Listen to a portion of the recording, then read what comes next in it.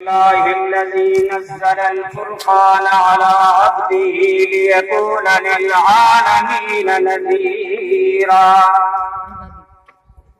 وداعيا إلى الله بإذنه وسراجا منيرا والصلاة والسلام على شمس الهداية واليقين وسلم تسليما كثيرا كثيرا أما بعد فأعوذ بالله من الشيطان الرجيم بسم الله الرحمن الرحيم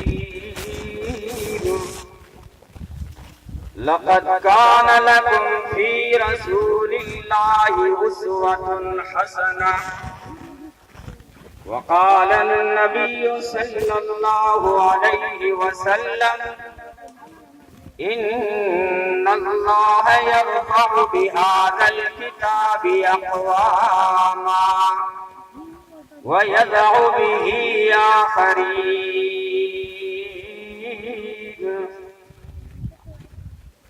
تو نمی دانی کے آئینے تو چیست تو نمی دانی کے آئینے تو چیست زیر گردوں سر تمکینے تو چیست کتاب زندہ قرآن حکیم حکمت اولا یزال است قدیم روشنی پڑھ رہے ہیں اللہم صلی اللہ علیہ وسلم.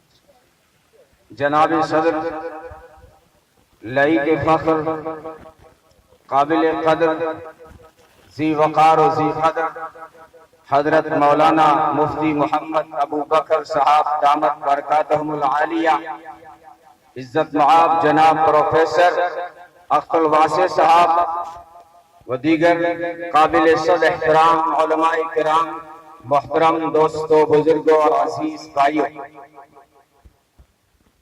قابل صد مبارکباد ہیں جامعہ اسلامیہ مبارک علوم کے ذمہ داران و اراکین کہ جنہوں نے ایسے وقت میں کہ جہاں یہود و نصارہ اور اسلام دشمن عناصر مسلمان نوجوان کو لہو و لعب، طاؤس و رباب، شراب و کباب میں مبتلا کر کے کھوکھلا دیکھنا چاہتی ہے، ایسے وقت میں تعلیمی بیداری کے عنوان پر اتنا بڑا عظیم الشان اجلاس کا جو انعقاد ہوا ہے، یہ اپنی مثال آپ ہے.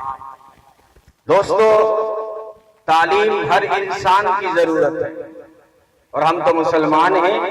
مسلمانوں کا پہلا سبق ہی اقرا ہے.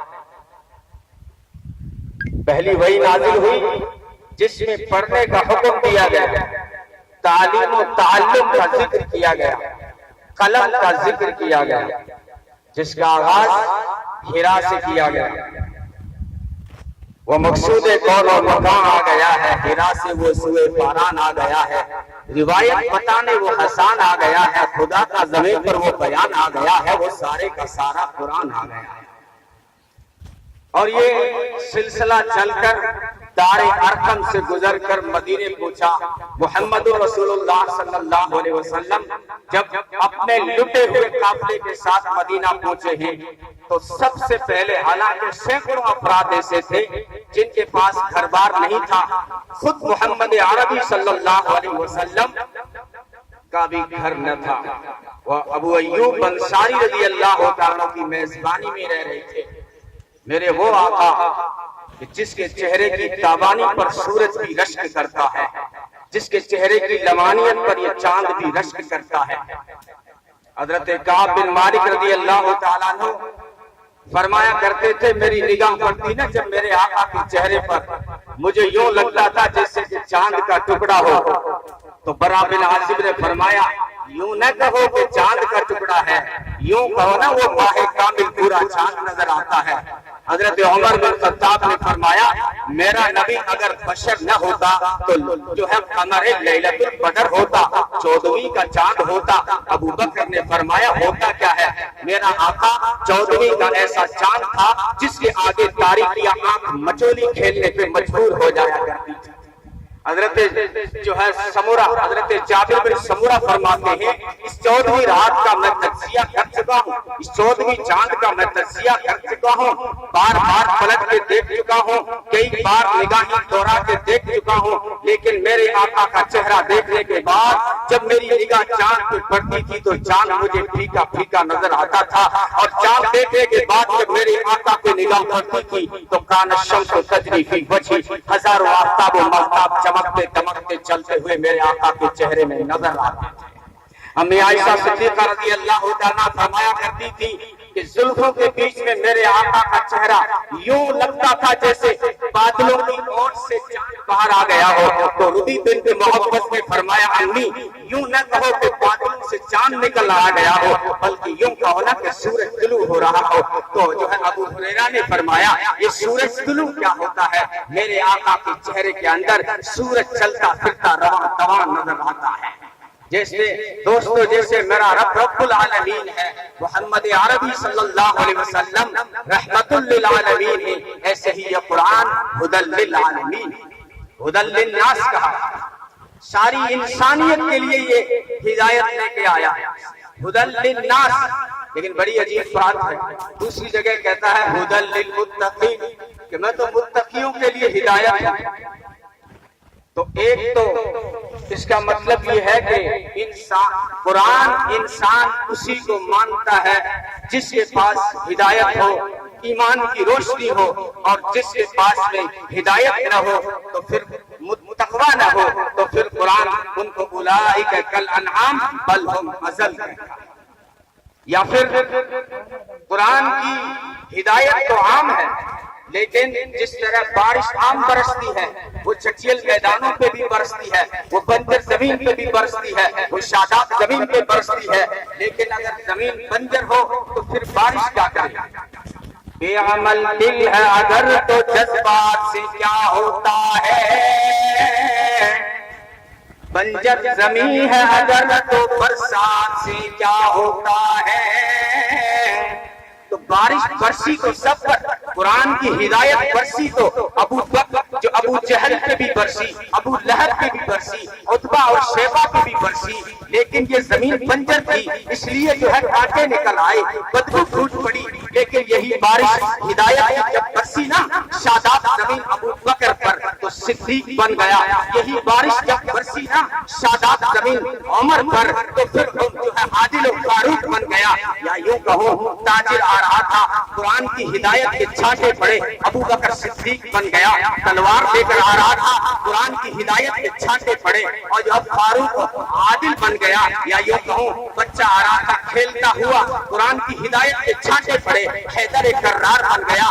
وہ سلمان آ رہا تھا, ایران سے آ رہا تھا, قرآن کی ہدایت کے چھانٹے پڑے, خاندان نبوت کا فرد بن گیا. ابو ذر آ رہا تھا, جو قرآن کی ہدایت کے چھانٹے پڑے تو پھر جو ہے زہد کا سلطان بن گیا. عبداللہ ابن مسعود آ رہا تھا, قرآن کی ہدایت کے چھانٹے پڑے, فقیہ الزمان بن گیا. عبداللہ ابن عباس آ رہا تھا, قرآن کی ہدایت کے چھانٹے پڑے, مفسر قرآن بن گیا. وہ دیکھو وہ رنگ کا بھی گورا نہیں, سانولا ہے, قریب کا نہیں دور کا ہے, عرب کا نہیں حبش سے ہے, رنگ کا بھی کالا ہے, اپنا نہیں پرایا ہے, یگانہ نہیں بیگانہ ہے. لیکن جب قرآن کی ہدایت کے چھانٹے پڑے چلتا زمین پر ہے, قدموں کی آہٹ جنت میں سنائی دیتی ہے.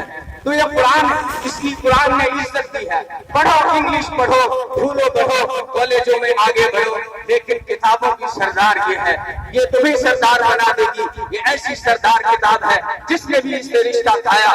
اگر صرف جو ہے قرآن کو ٹھکرا کر اگر دنیاوی تعلیم میں ہم مگن ہو گئے تو پھر وہ شعر یاد کرنا پڑے گا کہ ٹھیک کے خیال میں تو روٹی بھی گئی, چاہی شے بڑی تو چھوٹی کی گئی، وائز قوم کی پتلون کو نہ مانا آخر، اور جو ہے پینٹ کی جو ہے آغوش پہ لنگوٹی دی گئی، لنگوٹی دی گئی، تمہارا لباس ہی چھین لیا۔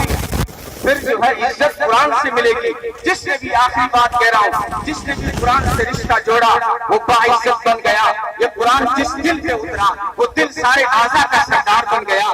یہ قرآن جس نبی پر اترا وہ نبی سارے نبیوں کا سردار بن گیا۔